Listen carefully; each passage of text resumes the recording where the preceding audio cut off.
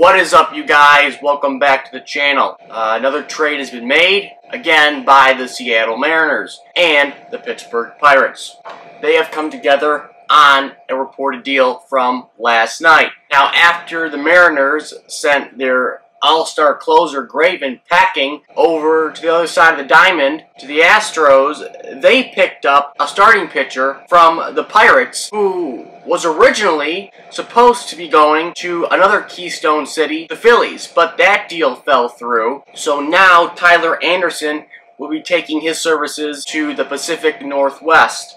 So the Mariners have acquired, like I said, Tyler Anderson in exchange for catching prospect Carter Binns and right-handed pitcher Joaquin Tejada. Here's a bit of an article from MLB.com. It says, hours after general manager Jerry Dipoto explained the logic behind trading away clubhouse leader Kendall Graveman in the middle of a postseason chase, the Mariners' strategy came into clear focus ahead of Friday's 1 p.m. Pacific Standard Time trade deadline. The Mariners acquired veteran left-hander Tyler Anderson from the Pirates on Tuesday night in exchange for catcher Carter Binns and right-handed pitcher Joaquin Tejada. This is what Dipoto says. He says, quote, "We see Tyler as a solid addition to our club," Dipoto said in a statement. "He brings much-needed depth to our rotation as we enter the final third of our schedule." Okay, when I made the video about Anderson going to Philadelphia, I thought it was an okay move for the Phillies. I mean, like I said, Tyler Anderson's stats,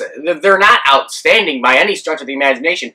I mean, Tyler Anderson's stats, he has a losing record. Again, you know what I mean? Like a losing record. I know he's on a shitty ball club, but, you know, still, a losing record. I mean, if he was at 500 as a record, I'd be more okay with it. I know record doesn't mean anything, but look at the ERA. I mean, how do you evaluate pitchers nowadays? You can't evaluate them by the record. You should evaluate by the ERA. So it's like, what are you going to evaluate them by? The innings pitched? The FIP? The Ks per nine? Like, I don't know what stat should I use to evaluate a pitcher's value.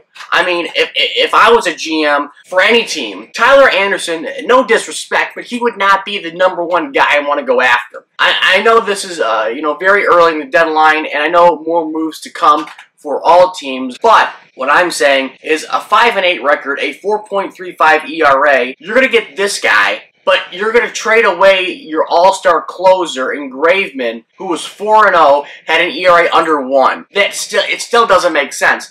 The Tyler Anderson trade that the Seattle Mariners made, in my mind, still does not give the Graveman trade justice at all. Now, if they go out and get Max Scherzer, then yeah, it makes sense. But if Tyler Anderson is the guy you're trying to convince your fans and tell them that's the reason why you gave up Kendall Graveman is to get Anderson, that is just really dumb. I mean, for the Mariners, it's an okay pickup. Like Dipoto said, they're going to put him, you know, in the rotation, which he's a starter. I get that. And I kind of thought maybe if he went to the Phillies, like the original trade was reported on, I thought they could use him in the bullpen. That was just me, because a guy who's 5-8 has a 4.35 ERA in 103 innings pitched, 25 walks, 86 strikeouts, 99 hits given up.